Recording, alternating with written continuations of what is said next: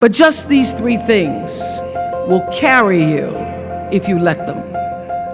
First and foremost, knowing who you are.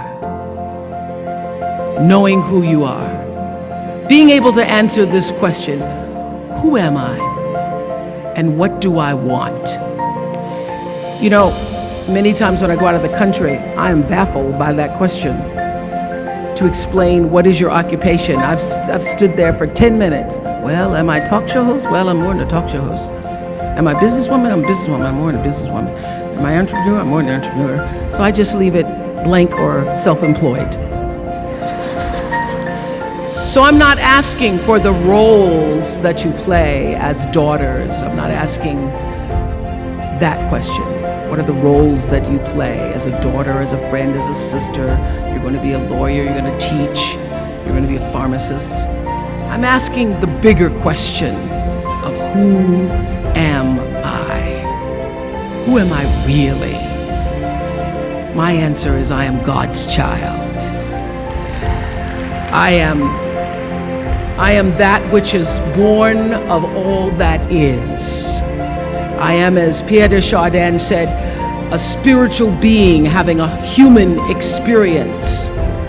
Come trailing the breath of the ancestors yet, but trailing the breath of the angels. And understanding that because I am connected to the source of all that is possible for me. That's who I am. And what do I want? I don't want to just be successful in the world. I don't want to just make a mark or have a legacy. The answer to that question for me is I want to fulfill the highest, truest expression of myself as a human being. I want to fulfill the promise that the Creator dreamed when He dreamed the cells that made up me. What do I want? You must have some kind of vision for your life. Even if you don't know the plan, you have to have a direction in which you choose to go. I never was the kind of woman who liked to get in a car and just go for a ride.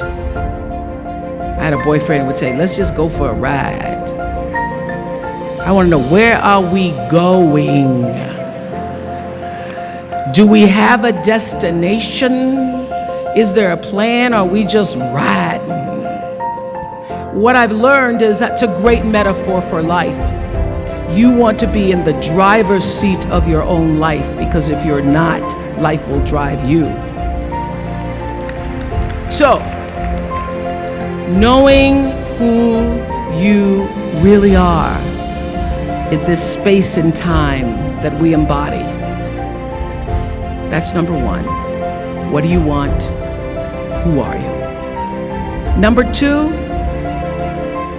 you must find a way to serve. Martin Luther King said that not everybody can be famous, but everybody can be great, because greatness is determined by service. Now, we live in a world where everybody wants to be famous, and where we admire people for just being famous. We think being known brings us value. The truth is, all of that will fade in time. In 3 years, you won't be able to name the housewives of Atlanta. The real truth is that service and significance, service and the significance that you bring to your service is that which is lasting. So to be able to, whatever your occupation or job or talent or gift is, our honorees today getting doctorate degrees, to apparently opposite fields, HIV and AIDS and the spoken word. But what they have in common is service, using the spoken word in service to community and the world. using your knowledge and information about HIV and AIDS and medicine in service to the world. And if you look at all the most successful people in the world, whether they know it or not, they have that paradigm of service. Everybody's talking about Mark Zuckerberg and IPO. Service. Jay-Z rapping. Service. Through the word, to people, through song. For many years, I was really just happy to be on TV, and people would stop and say, "Oh, you on TV?" "Yeah, I'm on TV. I like being on TV. It's a nice job." And it was about the time that I received my honorary doctorate from Spelman around 1993. So I don't know if that had something to do with it. I thought of myself as Dr. Winfrey. That I went back and I took a long look at what it was I was doing on TV and made a decision that I was no longer going to just be on TV, but I was going to use TV as a platform, as a force for good, and not be used by TV. And I will tell you, my decision to make that significant change in the way I operated on television, using television as a service, changed my career exponentially. Service through medicine, service through art, using whatever it is you produce, your product, as a way of giving back to the world. When you shift the paradigm of whatever it is you choose to do to service, and you bring significance to that, success will, I promise you, follow you. Service and significance equals success. That's number 2. Number 3, it's so simple, but so hard to do. Always do the right thing. Always.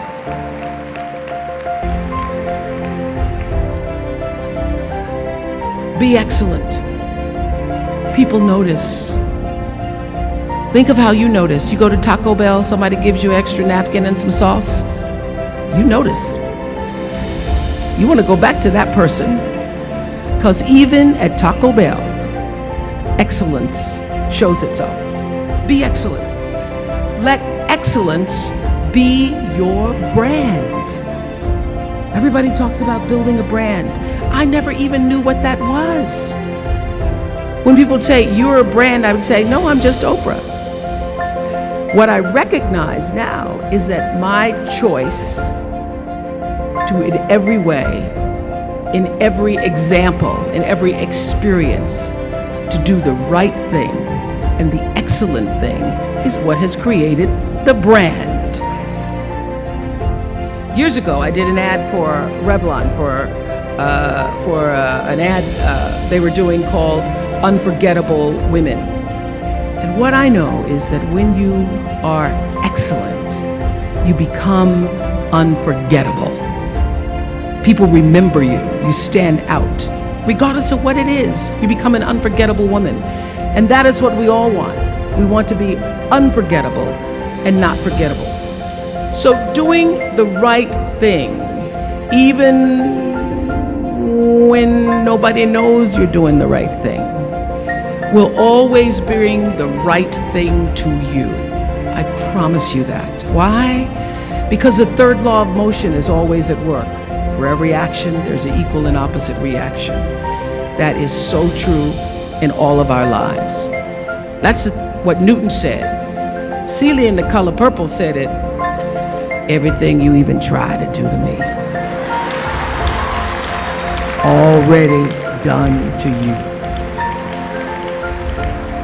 Everything you even try to do to me, already done to you. So you don't have to worry about revenge or getting back at somebody, making sure they pay. You just have to do the right thing, and the right thing will follow you even when people don't support it.